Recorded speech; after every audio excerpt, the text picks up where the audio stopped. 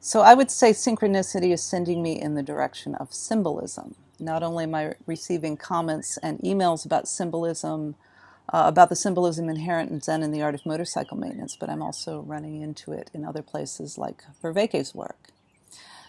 I'm not sure what the symbolism is in Zen and the art of motorcycle maintenance, and I want to be careful with trying to interpret any symbolism because looking at Jonathan Pageau, it's certainly not cut and dry, and it's really easy to mistake how something looks or seems or association you have with it for true symbolism. And it's also easy to mistake a metaphor for symbolism.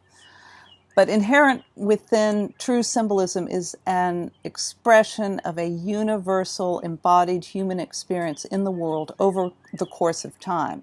At the very least, a symbol is an expression of a profound idea that has both a phenomenological component and an evolutionary component.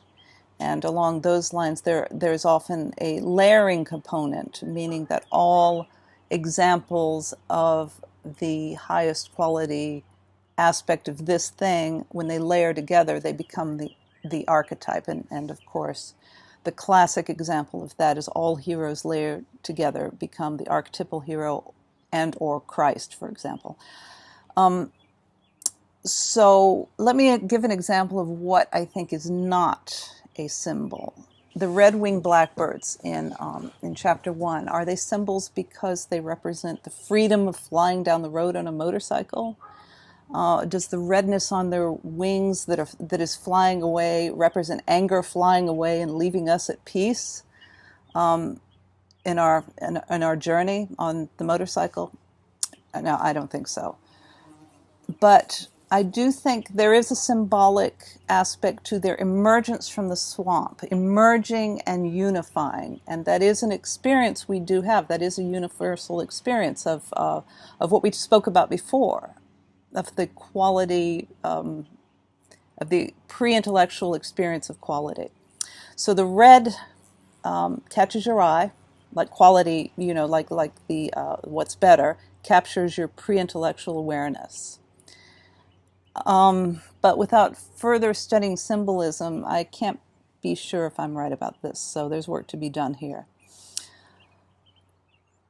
There's another aspect which may be a symbol or maybe a metaphor, and that's the that I'd like to comment on, and that was in the second chapter, and that would be the experience of the openness of the plains.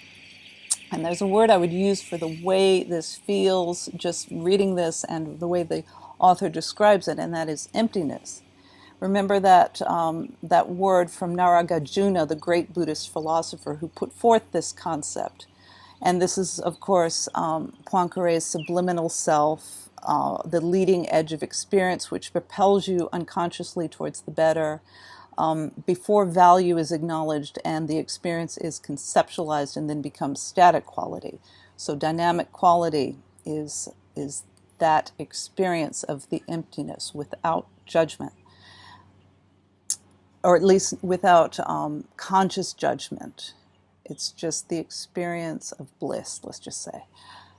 So, like I said in the last video, there are two kinds of boredom. There's boredom in the city, which requires being remedied by technology and entertainment, etc.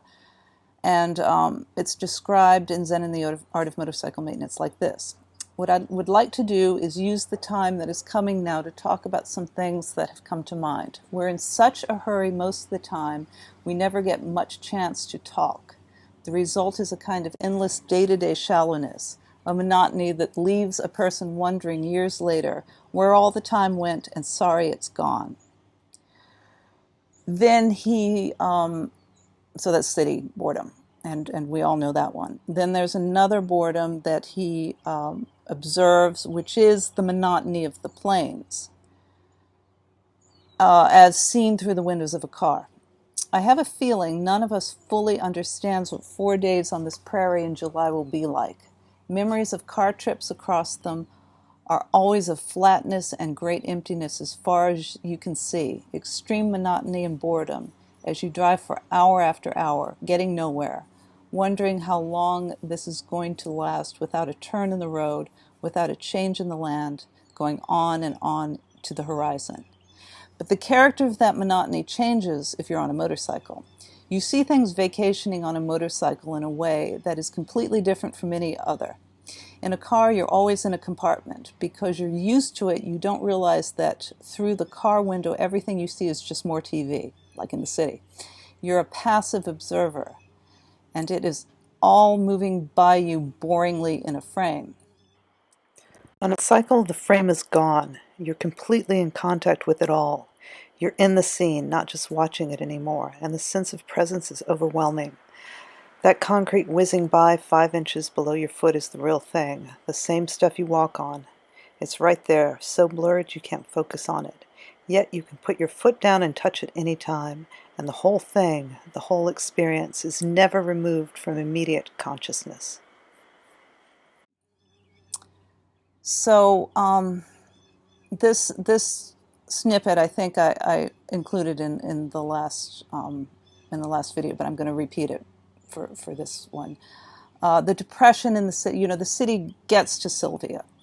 She seems so depressed sometimes by the monotony and boredom of her city life. I thought maybe in this endless grass and wind she would see a thing that sometimes comes when monotony and boredom are accepted. In what other case? Okay, first of all, what do you think he's talking about? And in what other case that we know of would boredom be accepted in this way? When is it desirable to have nothing to look at or to judge, to just be with emptiness? And this is, of course, meditative consciousness. So to me, this is a symbol of a psychological state. The planes and the experience of the planes in this book symbolize that kind of consciousness of just being. With nothing to engage the mind, there's nothing to attach value to. And the experience of hours of monotony in the plains is a symbol to me of the state, of the experience of Nagarjuna's emptiness and of the pre-intellectual awareness. It's the void. It's shunya. So perhaps now and then a few trees emerge, and they've been imported. They're not native to the plains. They've been imported to break up the wind, and they'll sort of appear like thoughts. And then as you drive by on the motorcycle, they fade away, just like thoughts come and go in meditation. I don't know if that's a symbol. Just as later we're going to see that the mountain really is a powerful psychological symbol, but we know that this is one of the most powerful symbols there are, and certainly this emerges in as one of the most powerful symbols in Pageau's work. So I don't want to make any definitive statements about the symbolism in Zen and the Art of Motorcycle Maintenance. I just want to introduce the concept and let you know what I'm thinking, and let's keep the conversation going. So I hope that makes sense, and I will see you next time.